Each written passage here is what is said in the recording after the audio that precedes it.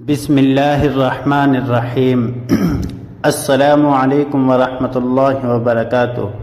محترم ناظرین، جو شوہر اپنی بیویوں پر ظلم کرتے ہیں، ان کا خیال نہیں رکھتے، ان کے حقوق ادا نہیں کرتے، یا جس سسرال میں بہو کے ساتھ برا سلوک کیا جاتا ہے، بیٹی اور بہو میں فرق کر کے بہو کو زر خرید غلام سمجھا جاتا ہے، یا کسی بھی شعبے سے وابستہ افراد اپنے ماتحت لوگوں کے ساتھ زیادتی کرتے ہیں، وہ حضور پاک صلی اللہ علیہ وسلم کے فرمان ضرور سن لے۔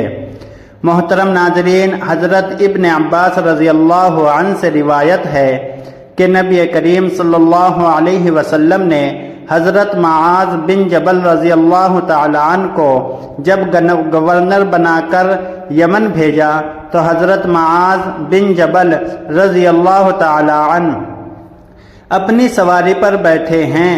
رسول اللہ صلی اللہ علیہ وسلم پیدل چل کر حضرت معاذ بن جبل رضی اللہ تعالی عنہ کے پاس پہنچ گئے اور فرمانے لگے کہ معاذ، ہو سکتا ہے کہ میری اور تمہاری یہ آخری ملاقات ہو، اور اگلے سال جب تم یہاں آؤ تو مجھے نہ دیکھ پاؤ۔ تو حضرت معاذ بن جبل رضی اللہ تعالی عنہ زور و قطار سے رونے لگے۔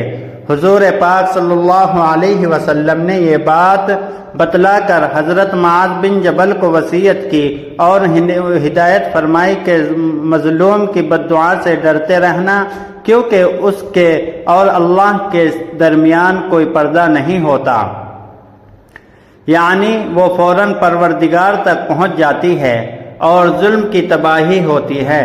اس کا یہ مطلب نہیں کہ ظالم کو اسی وقت سزا ہوتی ہے، بلکہ اللہ تعالیٰ جس طرح چاہتے ہیں ویسے حکم دیتا ہے، کبھی فوراً سزا دیتا ہے، کبھی ایک مدت کے بعد، تاکہ ظالم اور ظلم کرے اور خوب پھول جائے اور پھر اس وقت اچانک وہ پل بھر میں پکڑ لیا جاتا ہے۔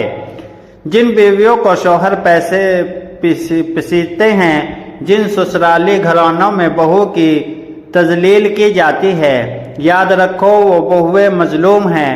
اگر ان کے منہ سے نکلی ہوئی آہ تمہیں دنیا میں نہیں ملی تو وہ سب آہیں جمع ہو کر آخرت میں تمہیں برباد کر دیں گی۔ اللہ کے پاس کسی حکمت کے تحت دیر ہے، اندھیر نہیں۔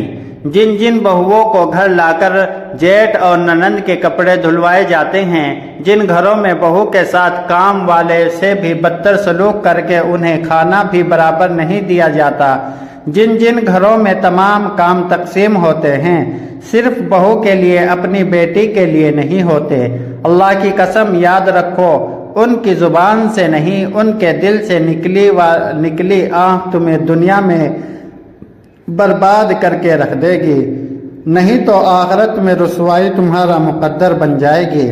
محترم ناظرین، عموماً دیکھنے میں بات سامنے آئی ہے کہ جو ساسیں اپنی بہوؤں پر ظلم کرتی ہیں انہیں اچھی موت نہیں نصیب ہوتی، یا تو ان کے گردے فیل ہوتے ہیں یا کوما میں چلی جاتی ہیں۔ دنیا میں اللہ انہیں ذلیل کر کے پھر اپنے پاس بلاتا ہے، یعنی انہیں سکون کی موت نصیب نہیں ہوتی، خاتمہ بالخیر دیکھ نہیں سکتے۔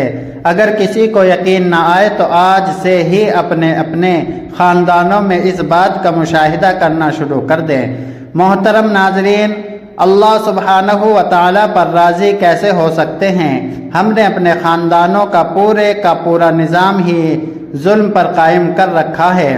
حدیث قدسی میں آتا ہے کہ اللہ تبارک و تعالیٰ فرماتے ہیں، اے میرے بندو، میں نے اپنے اوپر ظلم حرام قرار دیا ہے اور تم پر بھی ظلم حرام ٹھہرایا ہے، لہذا ظلم نہ کرو۔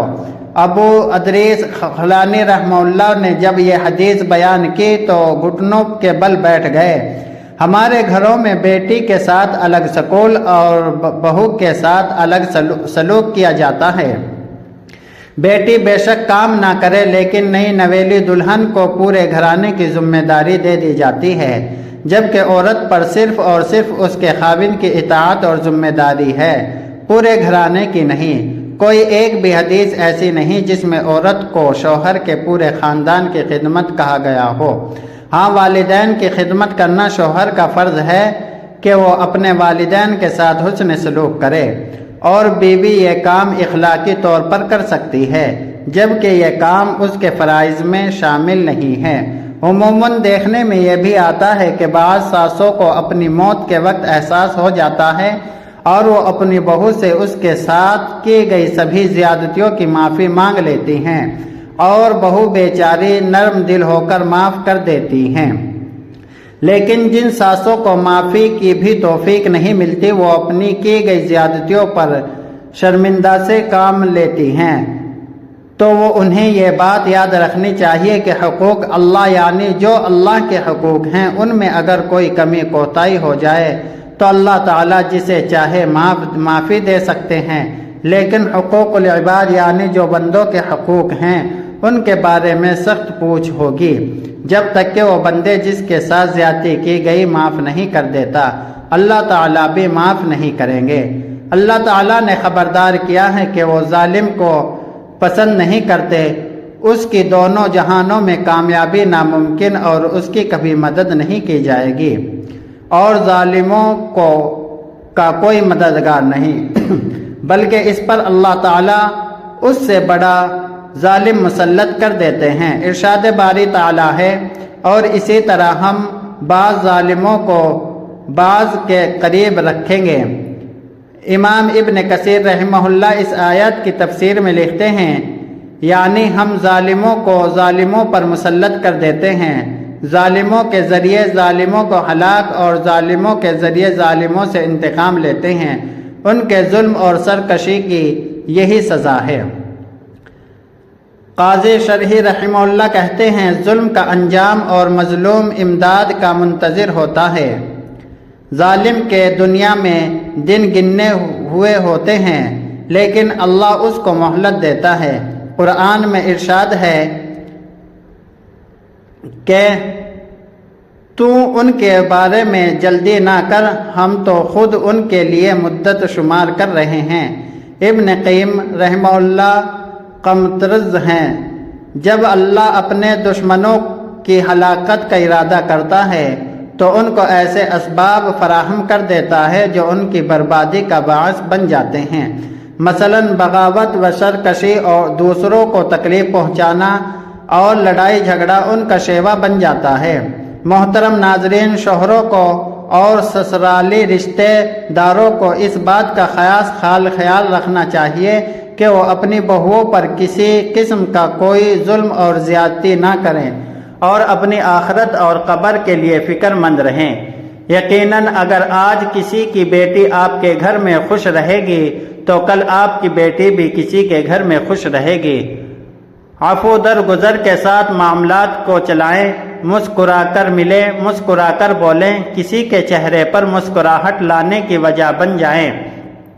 حضور صلی اللہ علیہ وسلم نے فرمایا، تیرا کسی مسلمان کو مسکرا کر ملنا بھی صدقہ ہے۔